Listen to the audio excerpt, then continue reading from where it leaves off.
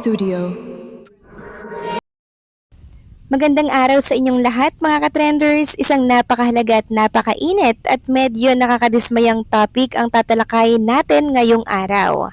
Hulyo 21, 2026 sa pagpapatuloy ng Day 7 ng impeachment trial laban kay Vice President Sara Duterte, nakita natin kung paano tuluyang binaluktot ng mayorya sa Senado ang mga pangunahing prinsipyo ng batas.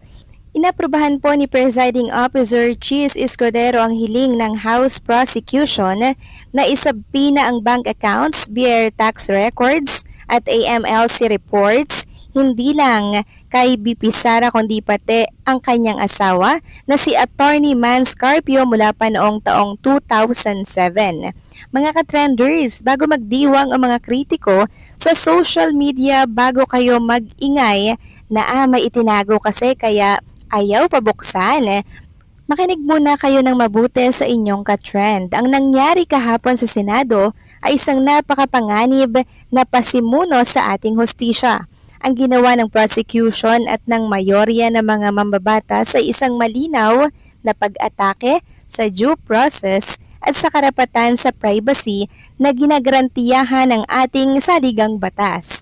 Ipinakita ng legal team ni BP Sara sa pamumuno ni Attorney Michael Powa ang isang napakatibay at napakatama na legal na paninindigan. Hindi mo pwedeng gamitin ang kapangyarihan ng Senado para mag-imbento ng ebidensya kung wala kang hawak na basihan sa simula pa lamang.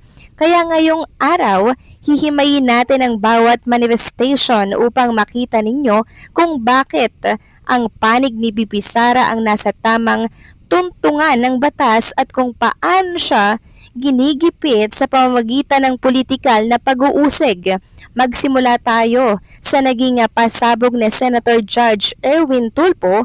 Sa simula ng sesyon, hayagan niyang pinuna ang kanyang mga kasamahan at sinabing nag-aksaya raw ng 26 na minuto ang Senado sa mga paikot-ikot na manifestations bago magdesisyonan ang sabina. Sabi niya, "We wasted 26 minutes for nothing," at gusto niyang dumiretso na agad sa pagboto para hindi mainis ang publiko. Mga ka-trenders, dito natin makikita ang malaking problema kapag ang hustisya ay minamadali para lang i-please ang publiko o ang social media. Ang panggigipit ng depensa ni BP Sara na dumaan sa tamang legal na diskusyon ay hindi pag-aaksaya ng oras. Ito ay pagtatanggol sa karapatan ng bawat mamamayan. Napakadaling sabihin na bumoto na agad, pero ang nakasalang dito ay ang bank secrecy law. Ang argumento ng legal team ng Vice Presidente ay simple at nasa tama. Bago ka maghain ng reklamo ng unexplained wealth o maling paggamit ng confidential funds, dapat may hawak ka ng konkretong ebidensya. Hindi yung kung kailan naisampa na ang kaso tsaka ka palang gagamit ng subpoena para baka sakali na may makita kang butas. Iyan ang patunay na ang kasong ito ay hilaw at walang matibay na pundasyon sa simula pa lang. Ang pagmamadali na ipinakita kahapon ay patunay na may mga sektor na gustong tapusin agad ni si BP Sara nang hindi man lang isinusunod ang tamang proseso ng batas. Pumasok din ang manifestation ni Senator Judge Joel Villanueva na nagtanong kung pwedeng paghiwalayin ang pagboto sa mosyon ng prosecution. Halimbawa, aprubahan ang sabina sa BIR tax documents pero ibasura ang sa bank secrecy at AMLC records. Ang naging pasya ni Escudero, kailangang botohan ito bilang isang buo o in its entirety. Tingnan ninyo ang patibong na ito mga ka-trenders at kung paano naging dihado ang panig ni BP Sara.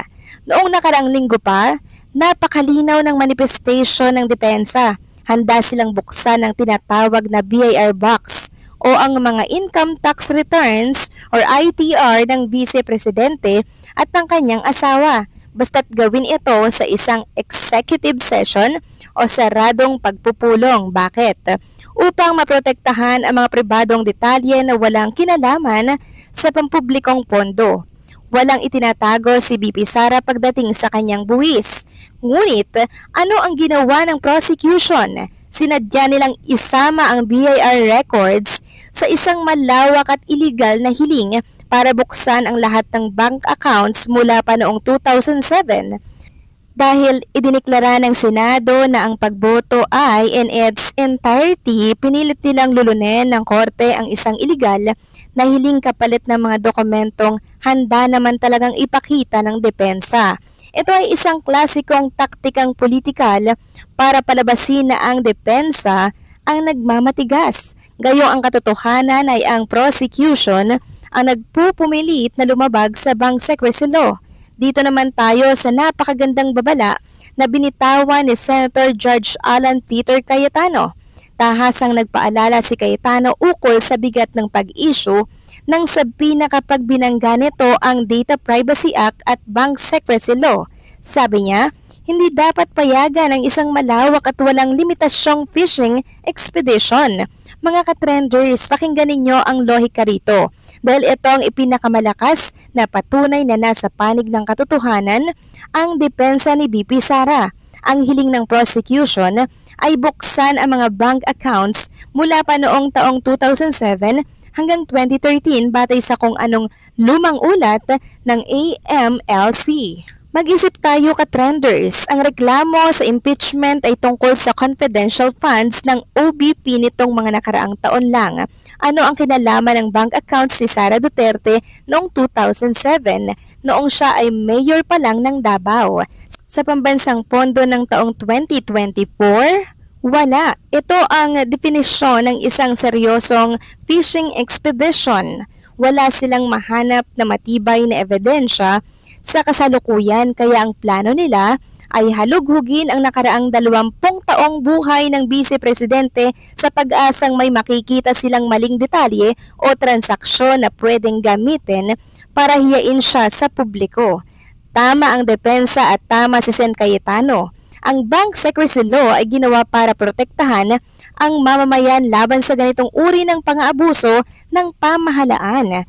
Kung ang isang vice-presidente ay pwedeng gawa ng ganito karahas na pagsisiyasat ng walang direktang koneksyon sa akusasyon, wala nang ligtas na pribadong mamamayan sa bansa at syempre, hindi nating pwedeng palagpasin ang napakatapang at napakatapat na huling manifestation ni Senator Judge Robin Padilla sa kabila ng pambabatikos ng iba.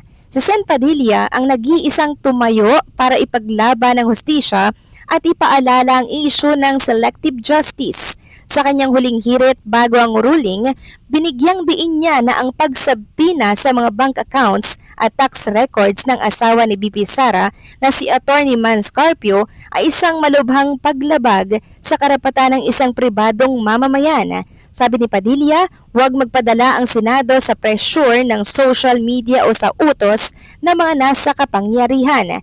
Saludo tayo sa puntong ito mga katrenders. Dahil tinumbok niya ang katotohanan, si Attorney Mans Carpio ay hindi opisyal ng gobyerno. Siya ay isang pribadong individual at isang pribadong abogado na nagtatrabaho para sa kanyang pamilya. Ang pagpilit ng prosecution na kalkalin ang kanyang personal at professional bank accounts ay isang malinaw na anyo ng harassment. Ginigipit nila ang pamilya ni BP Sara para lang puwersahin siyang sumuko sa laban na ito. Tama ang naging pagtutol ng depensa. Ang conjugal partnership ay hindi sapat na dahilan para tanggalan ng karapatan sa privacy ang isang pribadong asawa ng walang malinaw na krimen na napatunayan laban sa kanya. Ang panawagan ni Sen Padilla na huwag maging instrumento ng paghiganti ang Senado ay patunay na marami ang nakikita ng impeachment na ito ay hindi na tungkol sa accountability kundi tungkol sa pag-iba ng pamilyang Duterte para sa darating na halalan. Sa huling bahagi ng sesyon, tuluyan ngang ibinaba ni Presiding Officer Chis Escudero ang desisyon na granted ang sabina. Idineklara ng Senado na may kapangyarihan silang buksan ang mga dokumentong ito sa ilalim ng exception ng Bank Secrecy Law kapag impeachment ang pinag-uusapan. Mga katrenders, bagamat hindi pabor sa depensa ang naging ruling nito, gusto kong tandaan ninyo ang isang bagay, ang pag-aproba sa sabina ay hindi nangangahulugang may kasalanan si BP Sara Duterte. Sa katunayan, ito ay patunay na desperado ang prosecution dahil alam nilang hilaw ang kanilang mga hawak na testigo at argumento sa ngayon. Kailangan pa nilang umasa sa mga lumang dokumento para lang dugtungan ang kanilang naghihingalong kaso. Huwag kayong mabahala dahil ang legal team ng Vice Presidente ay nananatiling matatag. Ayon nga sa depensa, handa silang harapin ang anumang dokumentong ilalabas ng BIR, AMLC at ng mga bangko dahil alam nila na walang anomalya sa pananalapi ng Vice Presidente. May karapatan pa rin ang depensa na questionin at harangan ang mga ebidensyang ito kapag formal ng iprenesenta sa korte, lalo na kung mapapatunayang nakuha ito sa maling proseso. Bukas na buksan man ang mga accounts na yan, ang katotohanan ay mananatiling katotohanan. Si BP Sara ay biktima ng politikal na panggigipit dahil sa kanyang paninindigan para sa bayan. Kayo mga katrenders, anong reaksyon ninyo sa hayagang panggigipit na ito sa Senado? Sumasang-ayon ba kayo sa matapang na manifestation na Senator Padilla at Cayetano na labag sa batas ang ginagawang fishing expedition ng prosecution? I-comment ang iyong mga saloobin sa ibaba at ipakita natin ang ating lakas at pagkakaisa sa malinis na talakayan. Huwag kalimutang i-like ang video na ito at mag-subscribe sa ating channel at i-share ang diskusyong ito para marinig ng buong bansa ang kabilang panig na pilit itinatago ng mayorya.